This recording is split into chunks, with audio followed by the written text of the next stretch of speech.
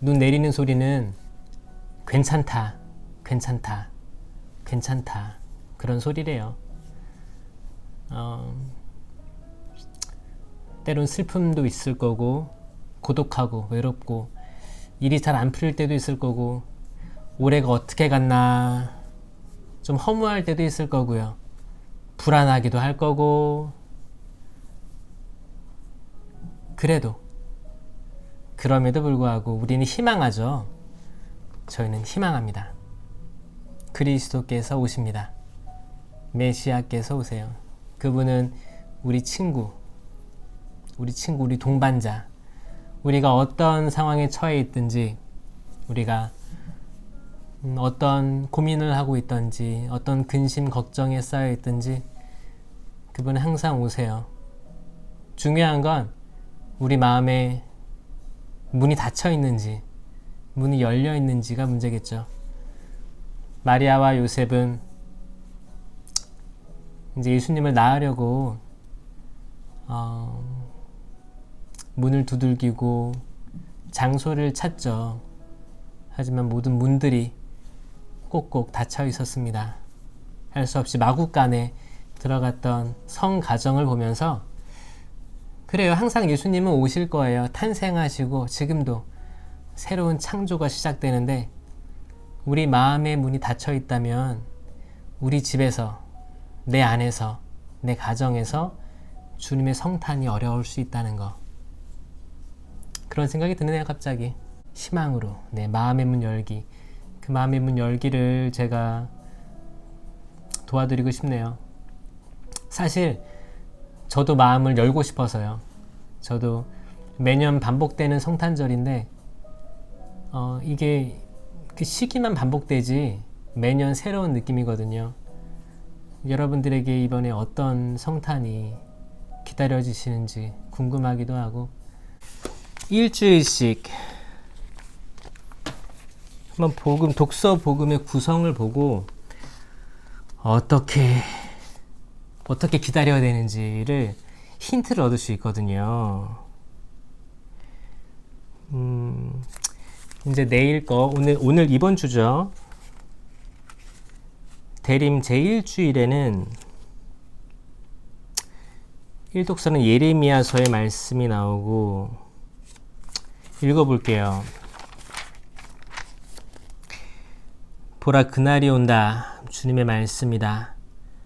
그때에 나는 이스라엘 집안과 유다 집안에게 한 약속을 이루어 주겠다. 그날과 그때에 내가 다윗을 위하여 정의의 싹을 돋아나게 하리니 그가 세상의 공정과 정의를 이룰 것이다. 그날에 유다가 구원을 받고 예루살렘이 안전하게 살게 될 것이다. 사람들은 예루살렘을 주님은 우리의 정의라는 이름으로 부를 것이다.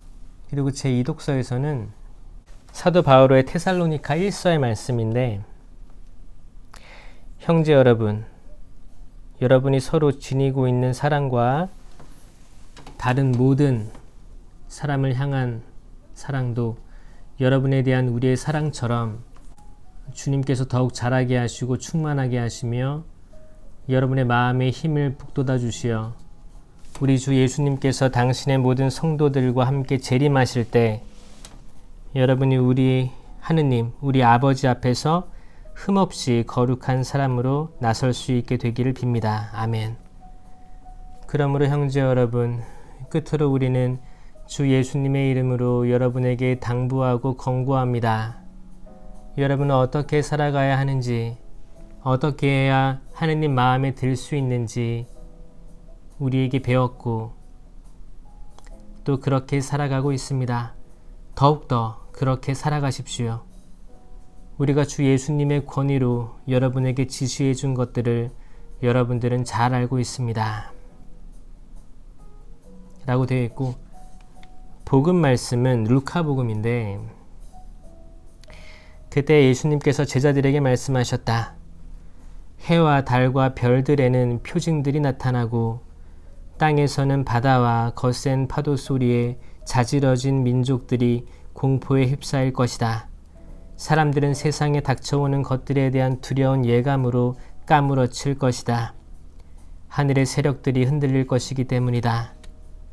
그때 사람의 아들이 권능과 큰 영광을 떨치며 구름을 타고 오는 것을 사람들이 볼 것이다.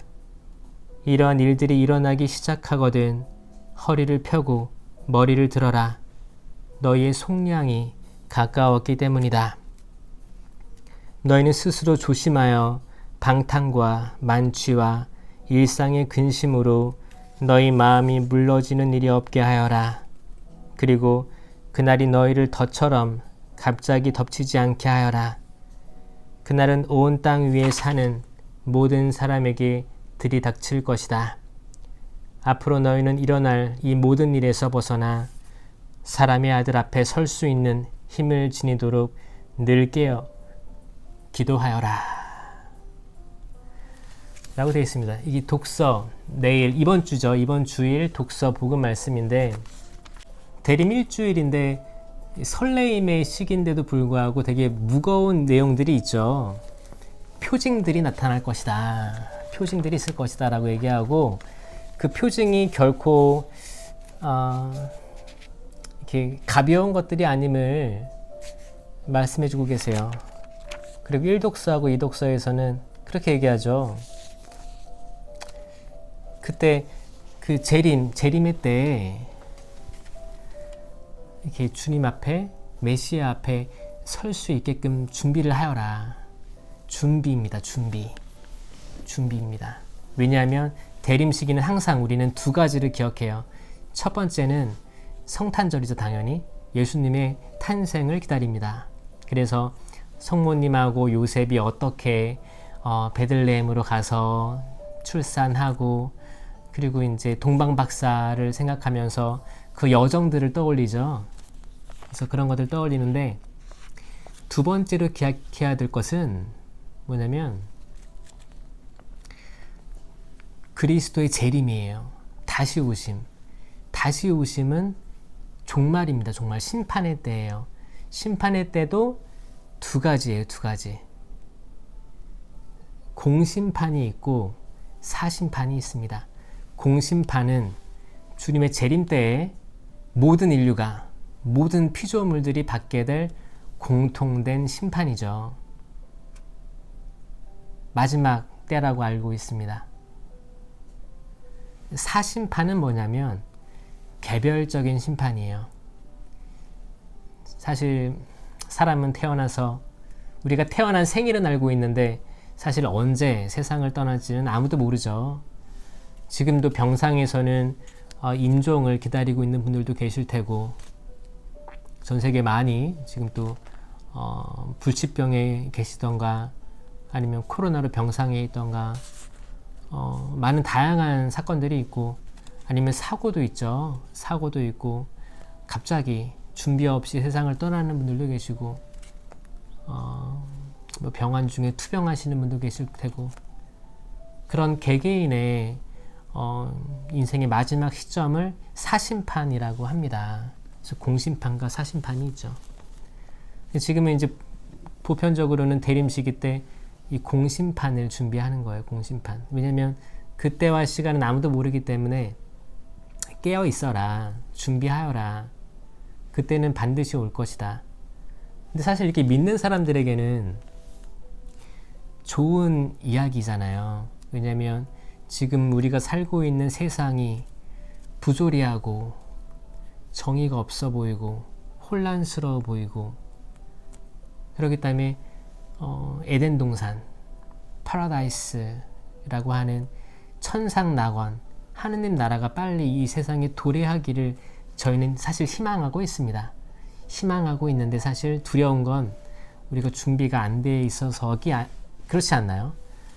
그렇기 때문에 대림 시기 때는 연말도 다가오기도 하고 이때 차분히 지난 1년을 돌아다보고 우리가 어떻게 막깝게 살았는지 반추해보고 그래서 이제 판공 성사가 또 주어진다면 그 시간에 속죄와 또 새로운 마음가짐의 그런 기회로 잡아서 성탄을 준비하는 거예요. 그럼 월요일 보자고. 월요일날 대림 1주간 월요일은 이제 이사야서가 등장합니다. 이사야서. 아모츠의 아들 이사야가 유다와 예루살렘에 관하여 환시로 받은 말씀. 세월이 흐른 뒤에 이러한 일이 이루어지리라. 주님의 집이 있는 산은, 주님의 집이 서 있는 산은 모든 산들 위에 굳게 세워지고 언덕들보다 높이 솟아오르리라. 모든 민족들이 그리로 밀려들고 수많은 백성들이 모여오면서 말하리라. 자, 주님의 산으로 올라가자. 야곱의 하느님 집으로. 그러면 주님께서 그분께서 당신의 길을 우리에게 가르치시어 우리가 그분의 길을 걷게 되리라. 이는 시온에서 가르침이 나오고 예루살렘에서 주님의 말씀이 나오기 때문이다. 그분께서 민족들 사이에 재판관이 되시고 수많은 백성들 사이에 심판관이 되시리라. 그러면 그들은 칼을 쳐서 보습을 만들고 창을 쳐서 낫을 만들리라. 한 민족이 다른 민족을 거슬러 칼을 쳐들지도 않고 다시는 전쟁을 배워 익히지도 않으리라.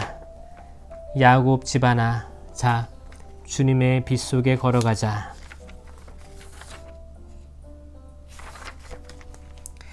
대림식에 이사야서가 많이 나오는데, 이사야서 보면 그 이사야서가 쓰여질 때의 배경을 우리가 알 필요가 있습니다.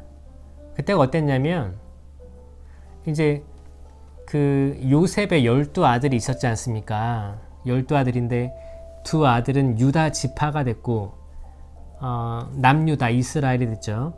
나머지 10개 지파는 큰 민족들이죠. 10개 지파는 북이스라엘, 사마리아를 수도로 하고 있는 북이스라엘이 됐고, 2개의 지파는 유다, 예루살렘 성전을 가지고 있던 유다, 남유다가 됐던 거예요. 근데 이제 왕정식이죠. 왜 이 둘로 나눠졌냐? 다윗의 아들 솔로몬이 지혜를 받았음에도 불구하고 말년에 그가 했던 행실들이 하나님 눈에 보기 안 좋았죠. 그렇게 해서 이스라엘이 분열되게 됩니다. 그래서 이제 각각 임금이 생긴 거죠. 왕이 둘이 생긴 거예요. 이 둘은 항상 싸웠어요. 전쟁이 끊이지 않았습니다. 이때는 아시리아, 또 바빌론이 유다를 점령하기 전에 시리아랑 아시리아가 있었는데, 이때만 해도 유다는 약한 민족들이었어요. 그래서 이 강대국들의 이렇게 손을 비비면서 살아남으려고 했었던 그런 모습들을 보였거든요. 그러다가 결국에 바빌론한테 점령당하죠. 이때 다 이사야가 활동했던 시기들이에요. 딱 그때. 그 혼돈, 전쟁이 많았고 남의 나라가 침략해서 들어왔었고, 사람들은 갈팡질팡 갈 데를 몰랐고, 하느님의 율법은 다 잊어버리고 지금 내가 살아야 되기 때문에 생존에 대해서만 집중하는 시기였습니다. 이때 이사야가 희망을 주는 거예요. 여러분, 이 지금 힘들죠? 이런 혼란스러운 세상에서 이게 끝이 아닙니다. 이게 끝이 아닙니다. 그때가 올 텐데, 자, 주님의 산으로 올라가자. 그때가 되면 칼을 쳐서 보습을 만들고 낫을 쳐서 창을 쳐서 낫을 만들리라.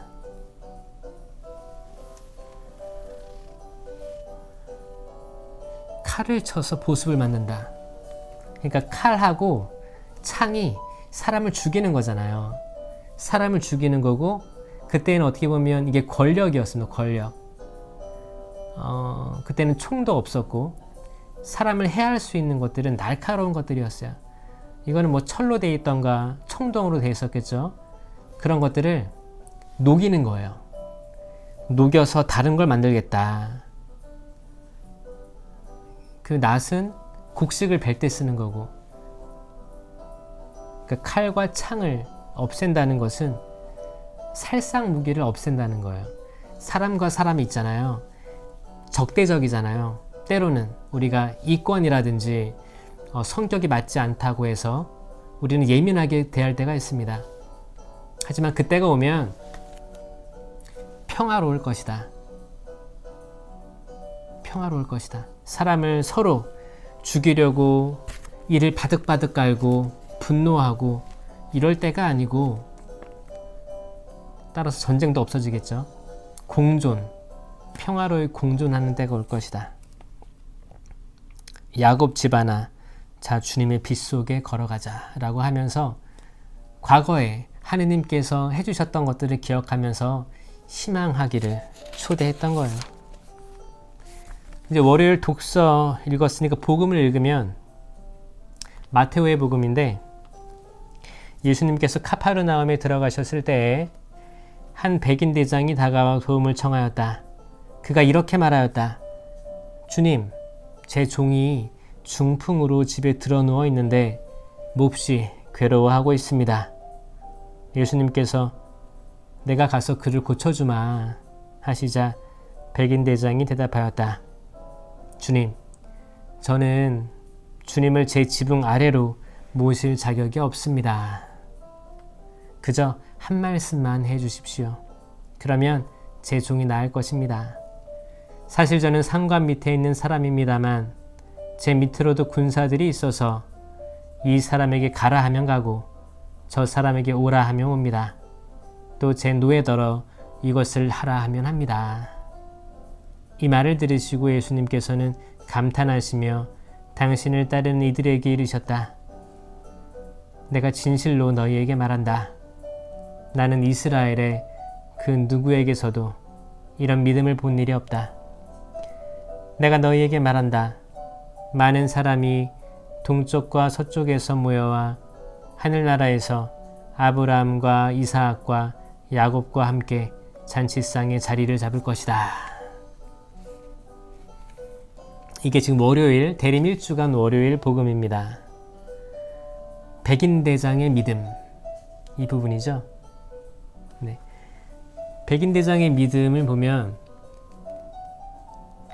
첫 번째 기대하는 게 있습니다. 기대. 이 훌륭하신 분이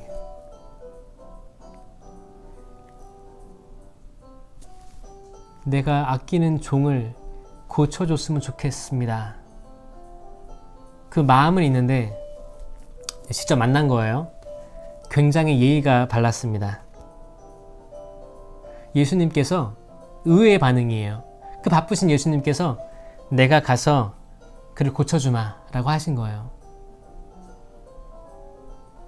이 부분에서 우리가 주목해야 될 점은 남의 어떤 요청들이 있죠.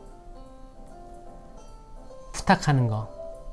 그런 것들을 우리가 얼마나 자주 알겠습니다. 도와드릴게요. 지금 해드릴게요. 이렇게 한 적이 있었나 그런 거죠.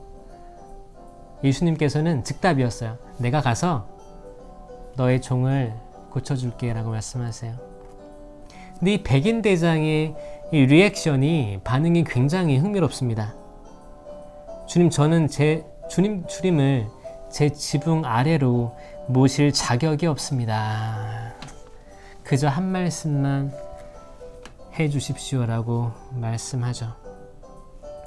이 백인 대장의 고백을 우리가 매번 성체를 영하기 전에 기도하는 거예요. 주님, 한 말씀만 하소서. 제 영혼이 곧 나으리이다.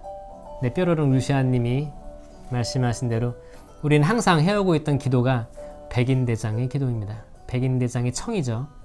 이 겸손한 청을 하면 당연히 예수님께서는 오시죠. 당연히 오실 거예요. 저희가 거부해도 오실 거예요. 그런데 오시기도 전에 주님, 한 말씀만 하소서. 제 영혼이 나으리이다. 그러면 그 순간 낫는 거예요. 말씀으로 낫는 겁니다. 예수님께서 어디서 어디로 가시면 시간이 있잖아요. 시간이 걸려서 맞아요. 손에 머리에 안수를 해서 일으킬 수도 있죠. 근데 중요한 것은 그 시간을 다 초월해서 이 겸손한 모습을 보여드리면, 이 겸손하게 기도를 하면 그 순간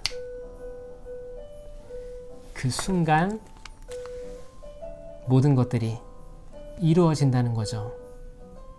이루어진다는 거예요. 그럴 수도 있죠.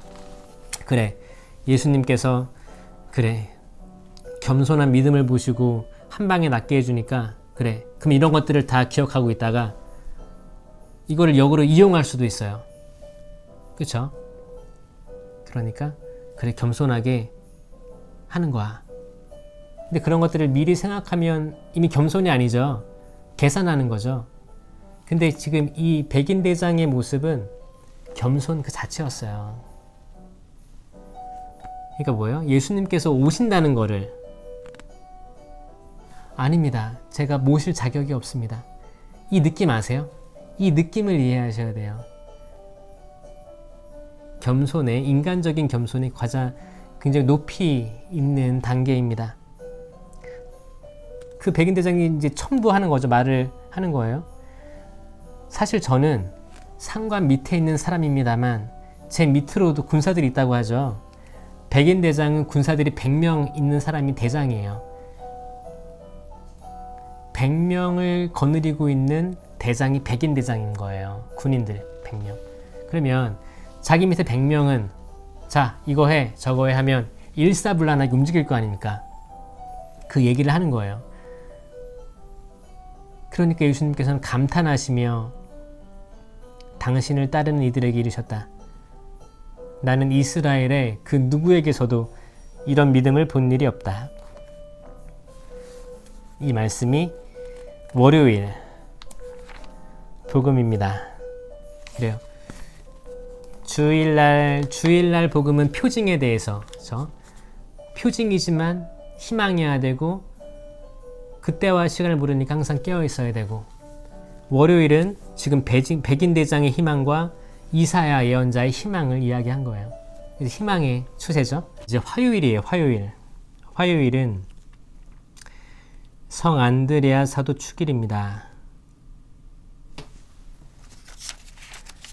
그래서 일독서 보면 사도 바오로의 로마서 말씀, 형제 여러분, 예수님은 주님이시라고 입으로 고백하고 하느님께서 예수님을 죽은 이들 가운데에서 일으키셨다고 마음으로 믿으면 구원을 받을 것입니다. 곧 마음으로 믿어 의로움을 얻고 입으로 고백하여 구원을 얻습니다. 성경도 그를 믿는 이는 누구나 부끄러운 일을 당하지 않으리라 하고 말합니다. 유다인과 그리스인 사이에 차별이 없습니다. 같은 주님께서 모든 사람의 주님으로서 당신을 받들어 부르는 모든 이에게 풍성한 은혜를 베푸십니다. 과연 주님의 이름을 받들어 부르는 이는 모두 구원을 받을 것입니다. 그런데 자기가 믿지 않는 분을 어떻게 받들어 부를 수 있겠습니까? 자기가 들은 적이 없는 분을 어떻게 믿을 수 있겠습니까? 선포하는 사람이 없으면 어떻게 들을 수 있겠습니까? 파견되지 않았으면 어떻게 선포할 수 있겠습니까? 이는 성경에 기록된 그대로입니다. 기쁜 소식을 전하는 이들의 발이 얼마나 아름다운가. 그러나 모든 사람이 복음에 순종한 것은 아닙니다. 사실 이사야도 주님, 저희가 전한 말을 누가 믿었습니까? 하고 말합니다. 그러므로 믿음은 들음에서 오고 들음은 그리스도의 말씀으로 이루어집니다. 그러나 나는 묻습니다. 그들이 들은 적이 없다는 것입니까? 물론 들었습니다. 그들의 소리는 온 땅으로, 그들의 말은 누리 끝까지 퍼져나갔다. 예, 말씀이고 마테오의 복음인데, 그때 예수님께서는 갈릴레아 호숫가를 지나가시다가 두 형제 곧 베드로라는 시몬과 그의 동생 안드레아가 호수에 어망을 던지는 것을 보셨다. 그들은 어부였다. 예수님께서 그들에게 이르셨다. 나를 따라오너라. 내가 너희를 사람 낚는 어부로 만들겠다. 그러자 그들은 곧바로 그물을 버리고 예수님을 따랐다. 거기에서 더 가시다가 예수님께서 다른 두 형제 곧 제베데오의 아들 야고보와 그의 동생 요한이 배에서 아버지 제베데오와 함께 그물을 손질하는 것을 보시고 그들을 부르셨다. 그들은 곧바로 배와 아버지를 버려두고 그분을 따랐다. 이 말씀입니다. 그래서 독서 말씀 보면 차별이 없는 거예요. 하느님 말씀에는, 복음에는 차별이 없다. 차별이 없어서 이건 모든 이에게 해당되는 거예요. 요즘에 이제 시노드 하고 있잖아요. 시노드 하고 있는데 이 시노드의 대상은 모든 사람들입니다. 모든 사람들. 인종, 국가, 성별, 제한이 아무것도 없어요. 모든이. 왜냐면 세례의 대상자는 모든이거든요. 그 누구도 차별이 없습니다. 모든 사람, 이 모든 사람에 대한 기쁜 소식을 이야기하는 거예요. 그런데 바오로가 묻죠. 나는 묻습니다. 그들이 들은 적이 없다는 것입니까? 물론 그들은 들었습니다. 라고 말하죠. 그러니까 복음은 계속 퍼지고 있고 계속 흘러나오고 있는 거예요. 방송에서도, 영화에서도, 드라마에서도 어떤 요소들에 그리스도의 복음들이 숨겨져 있습니다. 그거 아시나요? 악마의 메시지도 숨겨져 있겠지만 복음들도 숨겨져 있어요. 만약에 어떤 그 그리스도교 쪽 복음이 뭐예요? 사랑, 그렇죠? 믿음, 평화 이런 거잖아요. 이런 것들을 듣고 실천에 옮긴다면 그 영화나 드라마는 그 사람에게 그 복음의 가치를 한 거예요. 그런 식으로 계속 들려왔단 말이에요. 그러니까 계속 들려오고 있었는데 바오로 사도가 그러는 거죠. 아닙니다. 여러분 들었습니다. 이미 들었는데 받아들이지 않았습니다. 그 대상은 천주교 신자뿐만이 아니고 모든 사람. 생각해 보세요. 신자라고 해도 냉담하거나 성당에 안 나온다면 성당에서 듣지 못하는 거 아니에요. 근데 그들이 들을 거예요. 직장에서, 사회에서, 학교에서 그리스도교적 복음에 준하는 것들을 친구들을 통해서라든지 매체를 통해서라든지 그분을 기억하고 있다면 하나님 백성이 맞아요. 그들을 함부로 판단할 수 없습니다. 단지 그들이 시간을 내서 오길 기다리는 거죠. 아마 많은 가정들이 그럴 거라고 믿어요. 자녀들이 잘 안 나가면 빨리 나가야 된다 다그치기보다 기다려주시는 분들 많죠.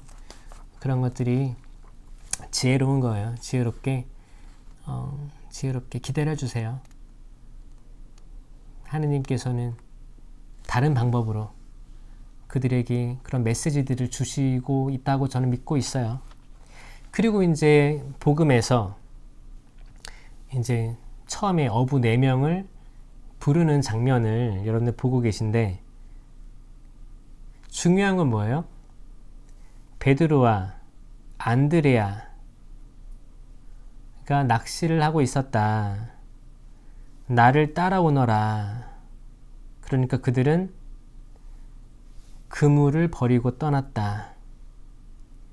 야고보와 요한도 배에 있었는데 그물을 손질하고 있었죠.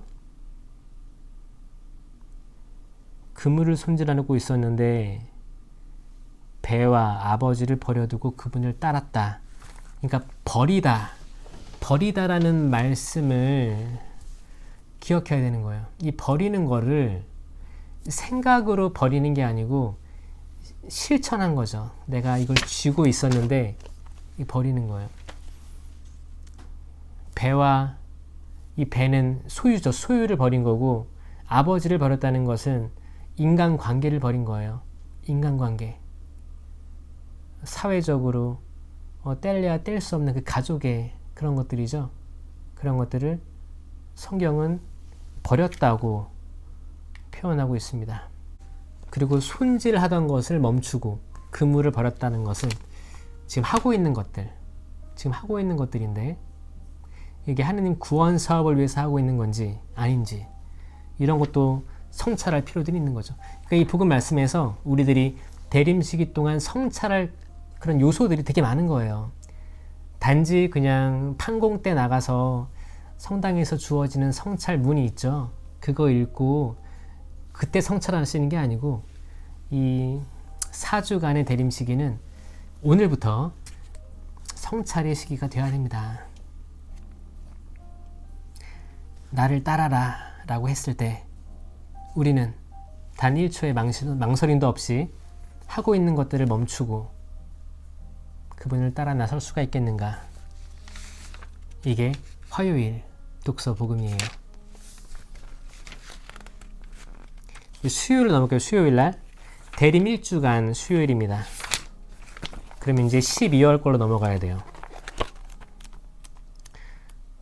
그래서 다음 주 토요일에 또 만나게 되면 매일미사책 있으시면 함께 하시는 것도 좋을 것 같아요.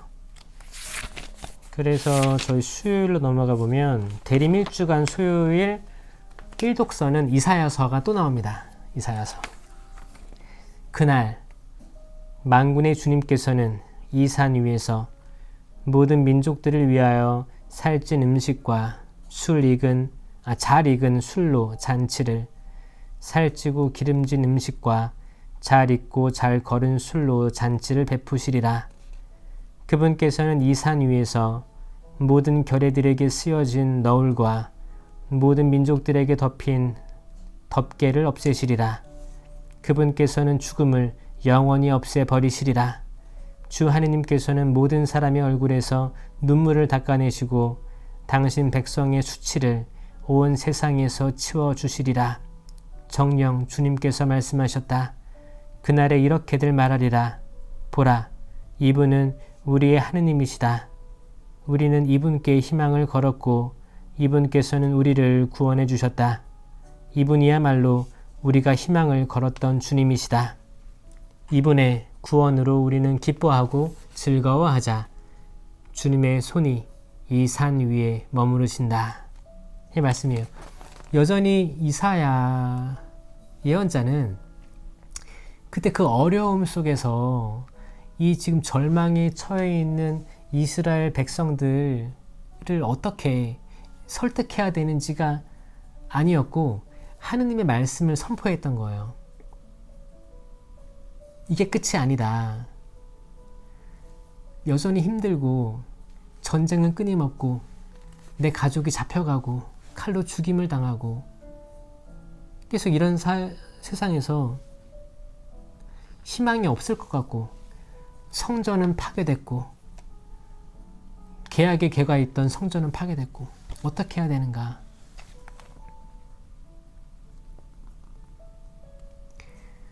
그러니까 독서에서 뭐라고 하는 거예요? 이사야서가 그때는 죽음을 영원히 없애버리시리라. 그러니까 그 주변에 죽은 이가 엄청 많았던 거예요.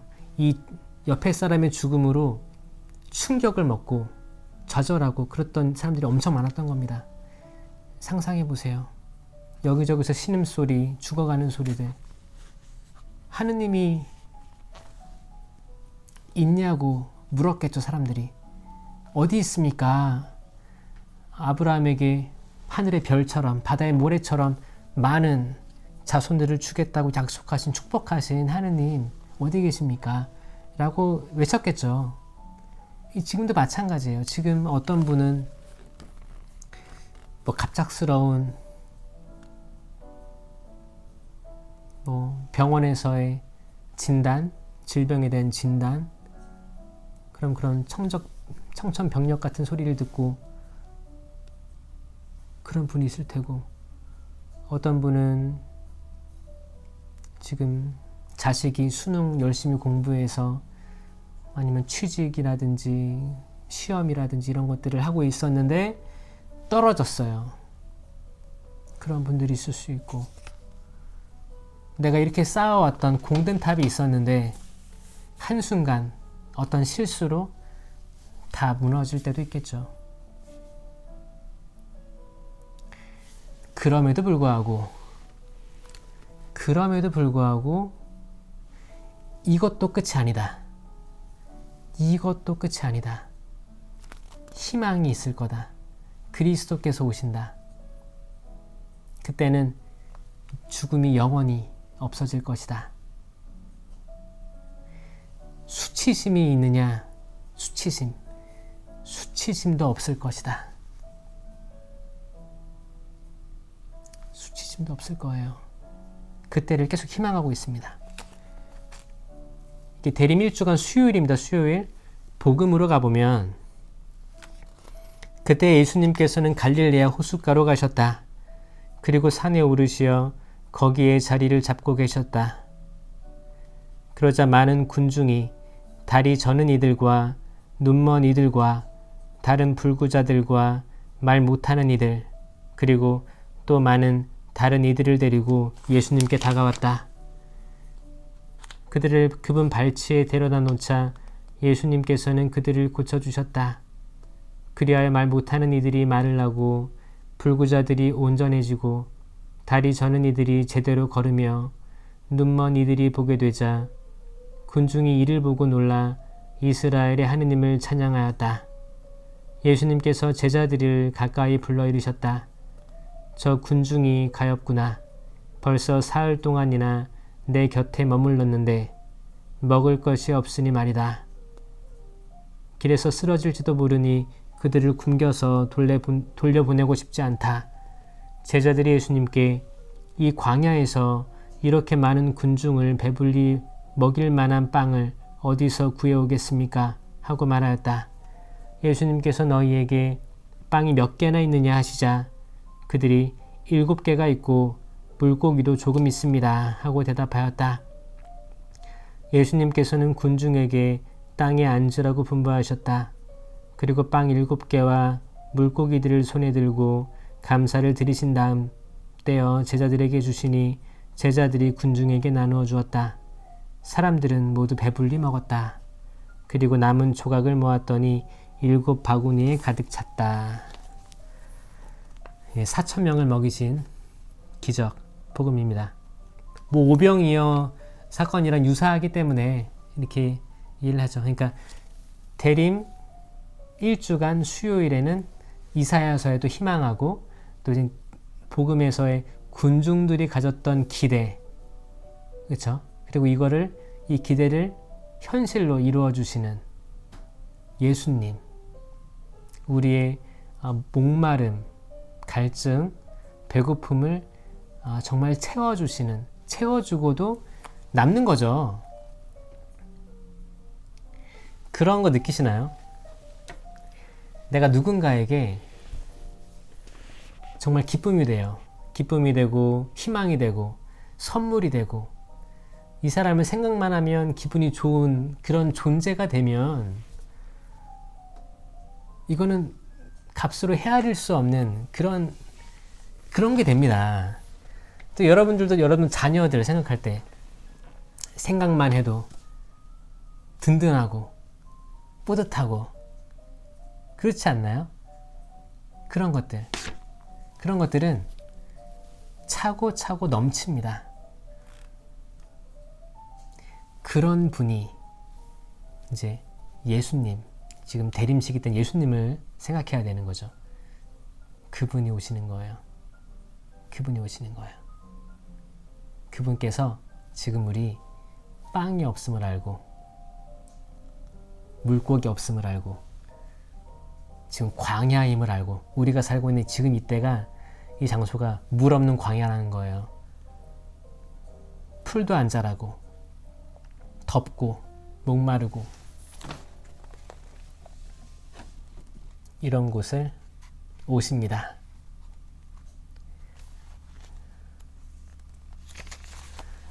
그리고 이제 목요일 1주간 목요일 독서를 보면 여전히 이사야서입니다. 그날 유다 땅에서는 이러한 노래가 불리리라. 우리에게는 견고한 성읍이 있네. 그분께서 우리를 보호하시려고 성벽과 보루를 세우셨네. 신의를 지키는 의로운 결례가 들어가게 너희는 성문들을 열어라. 한결같은 심성을 지닌 그들에게 당신께서 평화를 베푸시니 그들이 당신을 신뢰하기 때문입니다. 너희는 길이 주님을 신뢰하여라. 주 하느님은 영원한 반석이시다. 그분께서는 높은 곳에 주민들을 낮추시고 높은 도시를 헐어버리셨으며 그것을 땅바닥에다 헐어버리시어 먼지 위로 내던지셨다. 발이 그것을 짓밟는다. 빈곤한 이들의 발이, 힘없는 이들의 발길이 그것을 짓밟는다. 이 이사야서가 굉장히 길어요. 장수가 많은데 이게 지금 처음에는 유다가 아시리아한테 점령당합니다. 아시리아. 그때는 아시리아가 정말 힘이 센 민족으로 알고 있었어요. 근데 아시리아도 어떻게 돼요? 바빌론에게 먹혀요.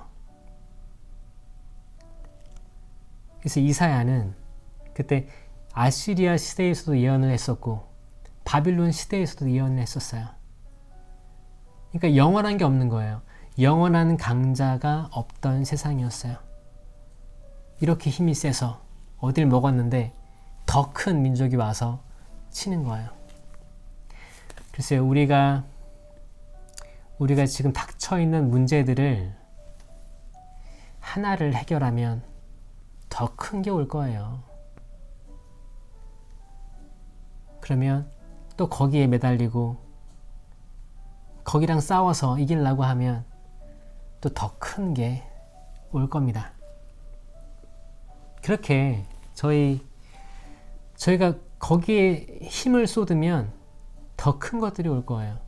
그런데 모든 것은 다 지나갈 것이다. 오직 하느님 말씀만이 영원할 거다. 를 신뢰하는 거죠. 신뢰한다면 그것도 어떻게 보면 희망이 될 수 있겠죠. 우리가 지금 겪고 있는 슬픔, 걱정, 불안 이런 것들 또한 영원하지 않을 거야. 그런 겸손한 마음들. 마찬가지로 지금 내가 기쁘고 행복하고 성취감이 있고 성공하고 있고 그렇다면 여전히 이것들도 영원하지 않을 거야 라는 겸손한 마음을 지금 필요로 하다고 생각합니다. 그 목요일 복음 말씀은 이거야. 복음. 그때 예수님께서 제자들에게 말씀하셨다. 나에게 주님 주님 한다고 모두 하늘나라에 들어가는 것이 아니다. 하늘에 계신 내 아버지의 뜻을 실행하는 이라야 들어간다. 그러므로 나의 이 말을 듣고 실행하는 이는 모두 자기 집을 반석 위에 지은 슬기로운 사람과 같을 것이다. 비가 내려 강물이 밀려오고 바람이 불어 그 집에 들이쳤지만 무너지지 않았다. 반석 위에 세워졌기 때문이다. 그러나 나의 이 말을 듣고 실행하지 않는 자는 모두 자기 집을 모래 위에 지은 어리석은 사람과 같다. 비가 내려 강물이 밀려오고 바람이 불어 그 집에 휘몰아치자 무너져 버렸다. 완전히 무너지고 말았다. 너무 유명한 말씀이죠? 모래 위에 집을 지은 사람들은 어떤 사람들일까? 모래는 애초에 집을 지으려고 하지 않겠죠. 굳건한 콘크리트 위에, 그쵸? 집안이 강한 데다가 뼈대를 세우고 해야겠죠. 모래 위에 집을 지었다는 사람들은 뭐냐면 어떤 결과물 있죠? 으리으리하고 그럴듯한 건물들을 생각했다가 지어야지 하고 그냥 짓는 사람들이죠. 남의 것을 모방할 수도 있어요. 모방해서 그냥 짓는 거예요. 근데 잘 보이지 않는 지면, 땅은 신경 쓰지 않는 사람들이죠. 때론 우리가 믿음 생활을 하면서 나랑 같이 들어왔는데 어떤 사람은 믿음이 강해 보여요. 그러면 이 믿음이 강해 보이는 사람들의 행동들을 그대로 따라할 때가 있어요. 우리가 그냥 차용할 때가 있는 거예요. 그래서 뭐 단체 활동이라든지 그런 영성 생활도 그냥 훔치는 거죠. 내가 성경을 읽고 묵상하고 영성제를 하고 고해성사를 하고 기본적인 성사 생활을 하고 있다가 깨달은 것들이든 그러면 자연스럽게 더 많은 것들이 주어져요. 자연스럽게 우리는 성전이 지어지고 있는 겁니다. 그런데 어떤 그럴듯한 건물, 난 이런 사람이 되어야겠어. 이상하는 거 있죠. 이상하는 것만 내 머릿속에 있고 내가 마치 그 사람이 된 것처럼 행동하고 남을 하대하고 내가 받은 인총이 이만큼이야. 축복받은 재산도 많아. 그러면 어렵게 사는 사람들 깔보고 하대하고 막대하고 이런 일들이 본당에 많다는 거죠. 여러분들은 아니겠지만 그런 분들이 있다는 거예요.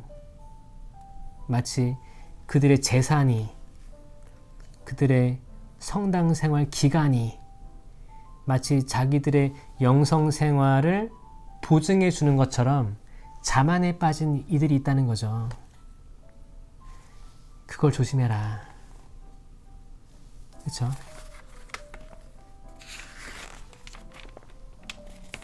그런 사람들이 모래 위에 집을 지은 사람들입니다. 그러면 어떤 사소한 말다툼, 인생의 어려움 그런 게 있으면 한순간에 허물어질 집들이에요. 자, 이제 금요일이에요. 대림 1주간 금요일. 이제 프란치스코 하비에르 사제 기념일인데 일독서는 또 이사야서의 말씀입니다. 주 하느님께서 이렇게 말씀하신다. 정녕 이제 조금만 있으면 레바논은 과수원으로 변하고 과수원은 숲으로 여겨지리라. 그날에는 귀먹은 이들도 책에 적힌 말을 듣고 눈먼 이들의 눈도 어둠과 암흑을 벗어나 보게 되리라. 겸손한 이들은 주님 안에서 기쁨에 기쁨을 더하고 사람들 가운데 가장 가난한 이들은 이스라엘의 거룩하신 분 안에서 즐거워하리니 포악한 자가 없어지고 빈정되는 자가 사라지며 죄 지을 기회를 엿보는 자들이 모두 잘려나가기 때문이다. 이들은 소송 때 남을 지게 만들고 성문에서 재판하는 사람에게 올가미를 씌우며 무죄한 이의 권리를 까닭없이 왜곡하는 자들이다. 그러므로 아브라함을 구원하신 야곱 집안의 하느님이신 주님께서 이렇게 말씀하신다. 야곱은 더 이상 부끄러운 일을 당하지 않고 더 이상 얼굴이 창백해지는 일이 없으리라. 그들은 자기들 가운데에서 내 손의 작품인 자녀들을 보게 될 때 나의 이름을 거룩하게 하리라. 그들은 이스라엘의 거룩하신 분을 거룩하게 하며 이스라엘의 하느님을 두려워하게 되리라. 그리고 정신이 혼미한 자들은 슬기를 얻고 불평하는 자들은 교훈을 배우리라. 라고 또 이사야서가 이야기합니다. 이게 뭐예요? 이번에 이사야서는 약간 기쁨에 기쁨을 더하고 마찬가지로 그때예요. 그 다가올 그때는 레바논이 그때 지금도 중동 지역 사막이잖아요. 사막. 과수원으로 변하고 과수원은 뭐예요? 이제 과실나무들이 많은 데 있잖아요.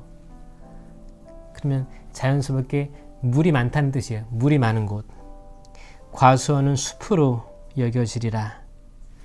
귀먹은 이들은 듣게 되고 눈먼 이들은 보게 되리라. 가난한 이들은 즐거워하리니 빈정되는 자들이 없어지고 포악한 자들이 없어진다. 그때 그러니까 마찬가지로 이거 뭐예요? 지금 우리가 사는 세상 아닙니까? 그때도 마찬가지고 지금도 마찬가지고 우리가 진짜 저 사람들이 어떻게 그런 말도 하잖아요. 하느님이 어디 계시냐? 저런 사람들이 판치고 다니는데 왜 성실하게 사는 사람들은 이런 대우를 받아야 되고 막 그런 얘기도 하잖아요. 그런 것들이 없어진다는 거죠. 그런 것들이 하느님의 공의의 눈에 공의의 심판을 받게 되니까 겸손한 이들은 주님 안에서 기쁨에 기쁨을 더하게 될 것이다. 그러니까 뭐예요? 그 당시 어려웠던 사람들 혼란 속에 있던 사람들이 겸손해지기를 바랬던 거예요. 이게 하나님의 말씀이었습니다. 하나님의 말씀을 이사야는 그대로 전했기 때문에 이런 거죠. 계속 희망하고 있습니다. 희망. 다가오지 않는, 보이지 않는 미래에 대한 희망인데 지금 우리가 준비할 것은 겸손이었다. 복음입니다. 마테오의 복음인데 그때 예수님께서 길을 가시는데 눈먼 사람 둘이 따라오면서 다윗의 자손이시여 저희에게 자비를 베풀어 주십시오 하고 외쳤다. 예수님께서 집 안으로 들어가시자 그 눈먼 이들이 그분께 다가왔다. 예수님께서 그들에게 내가 그런 일을 할 수 있다고 너희는 믿느냐 하고 물으시자 그들이 예 주님 하고 대답하였다. 그때 예수님께서 그들의 눈에 손을 대시며 이르셨다. 너희가 믿는 대로 되어라. 그러자 그들의 눈이 열렸다. 예수님께서는 아무도 이 일을 알지 못하게 조심하여라 하고 단단히 이르셨다. 그러나 그들은 나가서 예수님에 관한 이야기를 그 지방에 두루 퍼뜨렸다.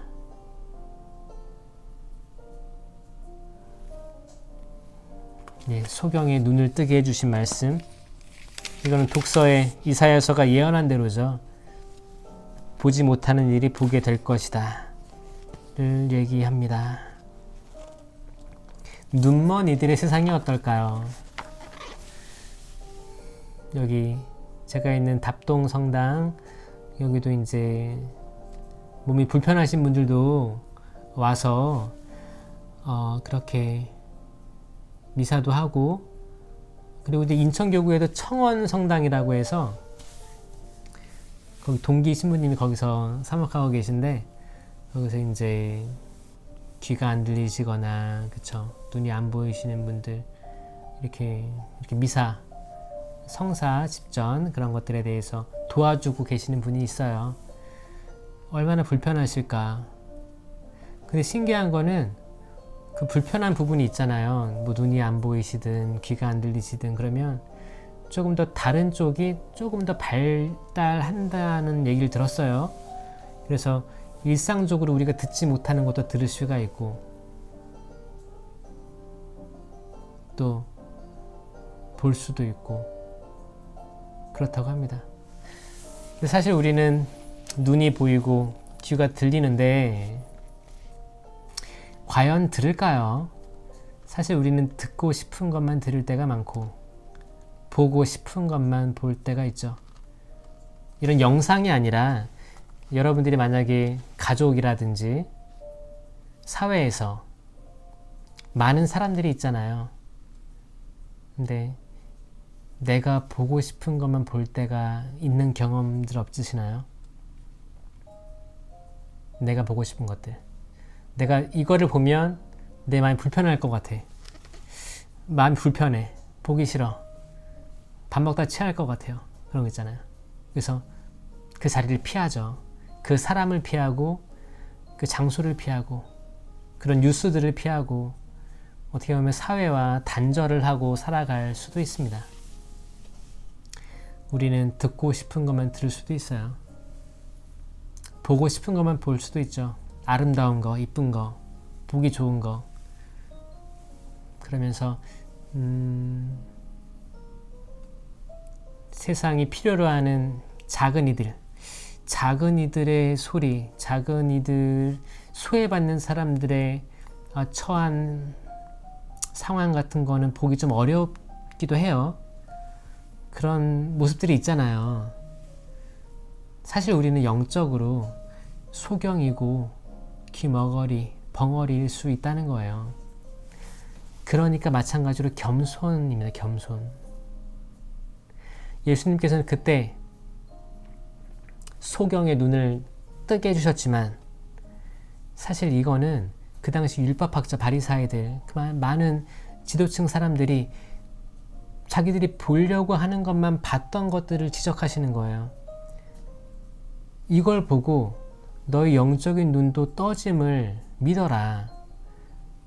너네가 소경이다. 영적인 소경이다. 이걸 알고 있느냐라고 반문하시는 겁니다.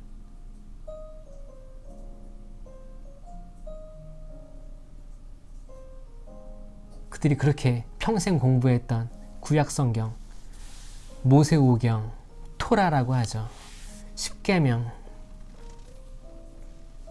근데 그들은 정작 메시아를 발견하지 못했어요.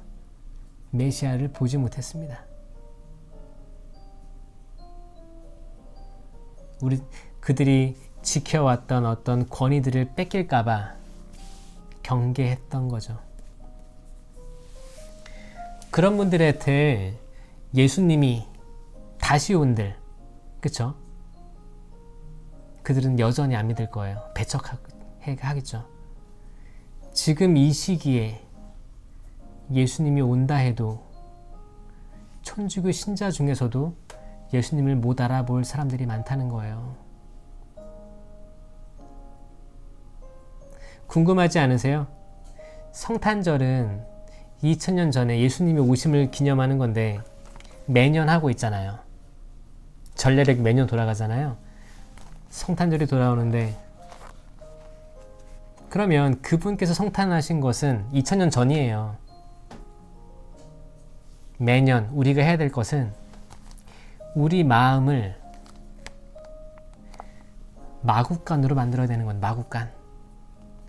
겸손하고 겸손하게 최대한 거기에는 난방도 안 되고 그럴듯한 장식도 없고 누추하고 냄새나고 동물들의 이물질들이 묻어있고 그쵸? 배변들 손대기 싫은 것들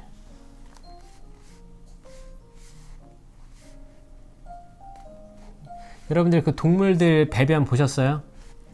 뭐 강아지 배변이야 뭐 이렇게 휴지로 싸서 버리면 되겠지만 그냥 정말 낙이라든지 말이라든지 이런 거 배변 봤어요? 배변 보면 어마어마합니다. 그거 못 치워요.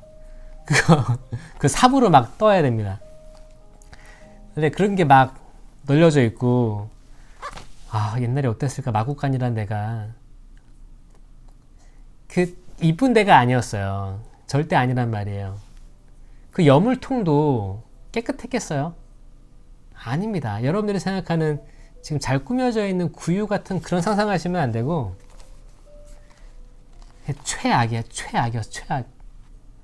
최악 중에 최악이었는데 근데 이거 저거 가릴 게 없었던 거예요. 그럴 필요도 없었고 그쵸? 어디든 몸을 누일 장소가 필요합니다. 그래서 찾은 데가 마구간. 그렇게 구세주는 메시아는 하느님께서 세상을 창조하셨죠. 창조하신 곳으로 자기 아들을 보냈는데 그 자기 아들은 누구예요? 그분이 하느님이에요. 삼위일체 기억하세요. 하느님이 예수님이죠. 예수님이 하느님이에요. 성령이고 창조주가 창조물로 세상으로 오신 거예요. 근데 세상은 창조주를 버린 겁니다. 세상은 그를 받아들이지 않았어요. 환영하지 않았습니다. 받아들인 건 피조물 중에 동물들이었죠. 이게 성탄절이에요. 인류한테 배척받으신 메시아. 아이러니하죠? 근데 항상 성탄이 다가오면 뭔가 들떠요. 그쵸? 우린 들뜨고 신나요. 어떻게 보면 세상이 그게 나쁘다는 게 아니에요. 들뜨면 좋죠. 성탄이 다가오면 뭔가 희망할 수 있고 그렇잖아요. 근데 성탄절 이야기를 점점 좀 깊이 들어가다 보면 슬픈 이야기입니다. 슬픈. 네. 그럼에도 불구하고 그 어두컴컴하고 그 냄새나는 마구간에서 태어난 아기의 울음소리가 희망이었겠죠. 그 아이의 울음소리를 듣고 문을 닫았던 사람들도 문을 열고 아마 기웃기웃했을 것 같아요. 아기 소리 크잖아요. 갓난아기 울음소리. 그렇지 않을까요? 그 따뜻한 마음들. 그리고 이제 대림 1주간 토요일입니다. 네. 장안나 자매님 어서 오시고, 김옥하 자매님도 감사드립니다. 은총의 선물. 네. 그래서 지금 제가 매일 방송하고 싶은데 시간이 여의치가 않아요. 그래가지고 지금 일주일치를 다 독서복음 미리 읽어드리고 준비하게끔 도와드리려고요. 그래서 다음 주 토요일 날 또 만나게 되면 매일사체 같이 읽으면 좋을 것 같아요. 지금 벌써 마지막입니다. 대림 1주간 토요일. 독서 말씀은 여전히 이사야서예요. 이스라엘의 거룩하신 주 하느님께서 이렇게 말씀하신다. 예루살렘에 사는 너희 시온 백성아, 너희는 다시 울지 않아도 되리라. 내가 부르짖으면 그분께서 반드시 너희에게 자비를 베푸시고 들으시는 대로 너희에게 응답하시리라.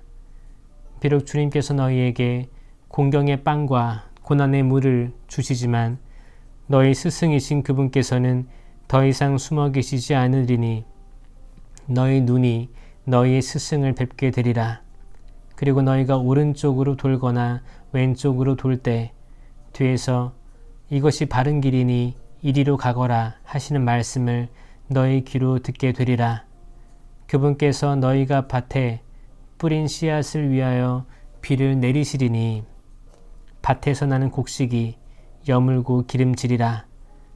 그날에 너희의 가축은 넓은 초원에서 풀을 뜯고 밭일을 하는 소와 나귀는 삽과 거름대로 까불려 간을 맞춘 사료를 먹이리라. 큰 사륙이 일어나는 날 탑들이 무너질 때 높은 산 위마다 솟아오른 언덕 위마다 물이 흐르는 도랑들이 생기리라. 또 주님께서 당신 백성의 상처를 싸매주시고 당신의 맷을 맞아 터진 곳을 낫게 해주시는 날 달빛은 햇빛처럼 되고 햇빛은 7배나 밝아져 이래 동안의 빛을 한데 모은 듯 하리라. 이거 이사야서의 말씀인데 계속 그 희망이죠. 어떤 새로운 건데 그때는 이렇게 될 것이다. 그때는 달빛은 햇빛처럼 환해지고 햇빛은 7배나 밝아진다. 이래 동안의 빛을 한데 모은 듯 하리라. 엄청나게 밝은 거죠. 상상할 수도 없게. 그 빛이 마치 첫째 날 창조의 빛이에요. 왜냐하면 우리 창조 이야기 다 아시겠지만 보세요. 첫째 날 빛이 있어라. 둘째 날 하늘 위의 물과 땅 아래의 물. 그쵸? 셋째 날이 땅이 생겼고 넷째 날이 해, 달, 별이 생겼어요.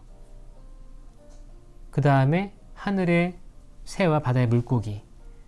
그 다음 날에 동물하고 사람. 그쵸? 그러면 넷째 날에 해, 달, 별이 생겼단 말이에요. 빛은 해에서 나오잖아요. 그쵸? 태양 빛이 해에서 나와요. 그럼 넷째 날 태양이 생겼기 때문에 첫째 날 빛이 있어라. 그 빛은 태양빛이 아니었습니다.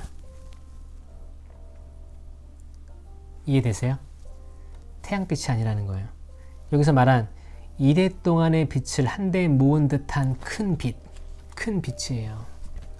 엄청난 빛, 광채, 그 어떤 희망, 다가올 어떤 거, 어마어마한 것들을 미리 얘기해 주는 거예요. 지금은 너희에게 공경의 빵과 고난의 물을 주시지만 그분께서는 더 이상 숨어 계시지 않으리니 너희 눈이 그분을 뵙게 되리라. 너희가 오른쪽으로 가거나 왼쪽으로 갈 때 이쪽으로 가라 하는 말씀을 들을 것이다. 그거예요. 우리가 항상 뭐를 결정할 때 힘들 때가 있어요. 내가 이쪽으로 갈까? 이쪽으로 갈까? 내가 용서를 할까 말까? 내가 이 사람과 친해질까 말까? 내가 이 어려운 상황에서 이 얘기를 꺼낼까? 그럼 분위기가 안 좋아질 텐데 하지 말까? 수많은 판단 속에서 오른쪽으로 갈지 왼쪽으로 갈지를 고민하고 있을 때 그때가 오면 하느님께서 지정해 주시는 거죠. 그래, 오른쪽이다, 왼쪽이다. 지금 용서해라, 지금 사랑해라. 아, 지금은 받아들이기 힘들 거야, 기다려라. 이런 거 있죠. 이런 것들을 그분께서 이정표가 지어주신다는 거예요. 그러니까 사람들이 이 얘기를 들었을 때 얼마나, 그래도 어려운 순간들인데 얼마나 설레었을까. 그리고 이제 복음 말씀이에요. 이게 대림 1주간 토요일 복음입니다. 그때 예수님께서는 모든 고을과 마을을 두루다니면서 회당에서 가르치시고 하늘나라의 복음을 선포하시며 병자와 허약한 이들을 모두 고쳐주셨다. 그분은 군중을 보시고 가엾은 마음이 드셨다. 그들이 목자 없는 양들처럼 시달리며 귀가 꺾여 있었기 때문이다. 그래서 제자들에게 말씀하셨다. 수확할 것은 많은데 일꾼은 적다. 그러니 수확할 밭의 주인님께 일꾼들을 보내주십사고 청하여라. 예수님께서 12 제자를 가까이 부르시고 그들에게 더러운 영들에 대한 권한을 주시어 그것들을 쫓아내고 병자와 허약한 이들을 모두 고쳐주게 하셨다. 예수님께서 이 제자들을 보내시며 이렇게 분부하셨다. 이스라엘 집안에 길 잃은 양들에게 가라. 가서 하늘나라가 가까이 왔다 하고 선포하여라. 앓는 이들은 고쳐주고 죽은 이들을 일으켜 주어라. 나병 환자들을 깨끗하게 해주고 마귀들을 쫓아내어라. 너희가 거저 받았으니 거저 주어라. 라고 되어 있습니다. 이게 파견, 그렇죠? 근데 이 파견에 앞서서 예수님께서 마음이 어떤 분이셨는지를 지금 알려주고 계세요. 군중들을 보고 가엾은 마음이 드셨다. 마음이 따뜻한 분이셨어요. 어떤 상황을 보고, 어떤 사람을 보고, 어떤 사람이 처해 있는 상황들을 보고 가슴으로 반응하셨던 분이 우리 예수님이십니다. 가엾은 마음, 연민의 마음, 안타까운 마음, 불쌍한 마음, 글쎄요, 그런 마음들은 저희가 그런 마음들을 보여주는 사람들을 보면 마음이 따뜻해집니다. 그런 뉴스들을 보면 마음이 차오르는 걸 느껴요. 아, 그래도 세상 살만하구나. 그렇지 않나요? 이 가엾은 마음에서 시작돼서 예수님께서 제자들에게 힘을 주시는 거예요. 그리고 마귀들 쫓을 권한도 주시고 병자와 허약한 이들 고쳐주시고, 그리고 하는 말이 뭐냐면 이스라엘 집안에 길 잃은 양들에게 가라. 길 잃은 양한테 가래요. 그거 궁금하지 않아요? 100마리 양이 있는데 한 마리 잃어버렸어요. 그러면 많은 사람들은 세상의 논리로 한 마리 지금 보이지도 않고 어디 갔는지 모르겠고 한 마리를 찾으러 갔다가 나머지 99마리가 또 소홀하게 되면 안 되니까 몰라, 버려. 그런 분들 있지 않나요? 그냥 버리지 뭐. 또 한 마리 데려오면 되고 또 나가서 키우면 되지 뭐. 그런 분들 혹시 계실 수도 있어요. 그런데 예수님께서는 그 길 잃은 양 한 마리를 찾아서 나가시는 거죠. 근데 이게 세속적인 논리로는 이해가 안 됩니다. 그 한 마리가 가여워서. 보세요. 그러면 많은 사람들은 우리가 우리 안에 있는 99마리 중에 속해 있다고 믿으시죠? 여러분들은 그 99마리 우리 안에 있는 양이라고 생각하십니까? 제가 호주에 있을 때 그런 생각을 했어요. 이게 복음이 전혀 다르게 달려왔습니다. 제가 잃어버린 양이더라고요. 제 스스로가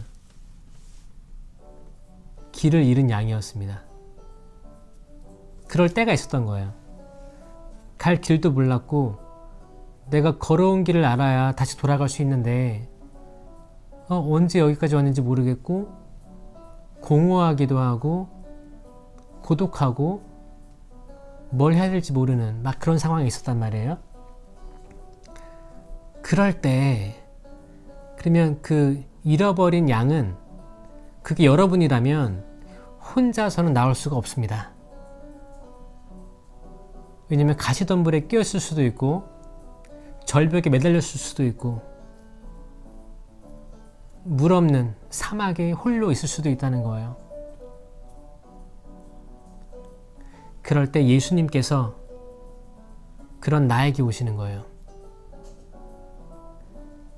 그러면 그 잃어버린 양한테는 예수님은 완전히 소중한 분이 됩니다. 딱 한 분한테 의지할 수 있는 거예요. 내 스스로는 되돌아갈 수 없는 길에 있는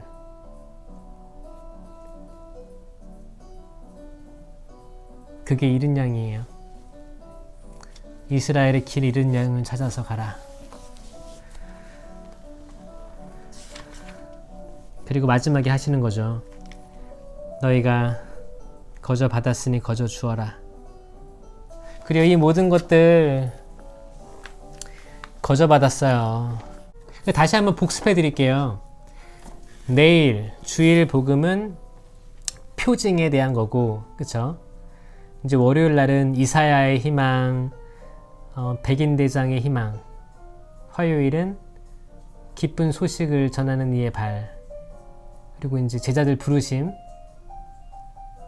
수요일은 또 이사야서의 희망이에요. 죽음을 없애실 그날. 그 다음에 빵 7개. 광야에서 어떻게 먹을 걸 구하냐? 빵 7개로 4,000명을 먹이신 기적.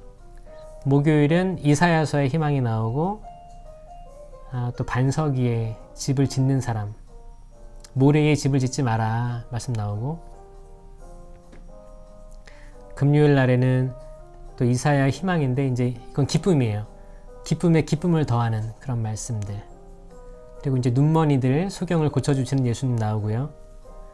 토요일은 이사야의 희망이 또 나오고, 결국에는 비를 내려줄 거다.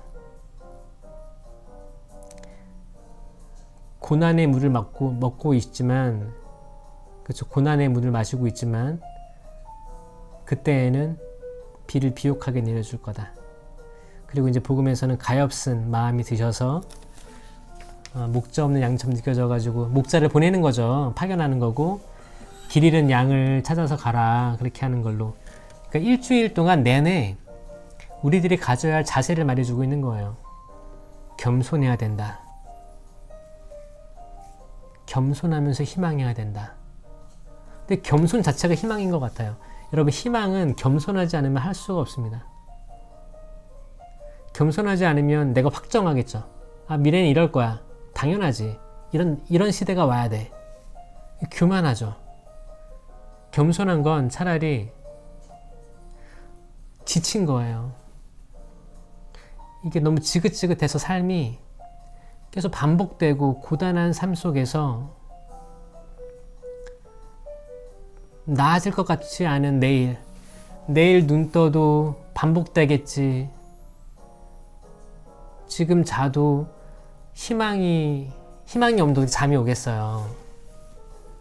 반복되는 삶, 재미가 하나도 없고 마치 다람쥐 쳇바퀴 돌아가듯이 그런 삶이 다가오겠지라고 하면, 근데 그거 알아요? 거기 이미 겸손이 깔려 있어요. 그러니까 예수님은 그 당시에 소경, 귀머거리, 절름발이, 가난한 이들, 먼저 가셨는지도 모르겠어요. 왜냐면 이미 그들은 내면이 마구간이 되어 있던 거거든요. 마구간. 더 이상 낮아질 데가 없는 그 자리. 이미 그들은 예수님을 맞이할 준비를 하고 있었다. 이미 그들의 존재 자체로 매일매일 고단했던 그런 하루하루를 견디면서 살았을 그들에게 사람들한테 핀잔이나 받고 놀림당하고 손가락질 당했던 그 내일이어도 결국에 나아질 것 같지 않던 그 나날. 네. 그 마구간이 된 이들의 이야기입니다.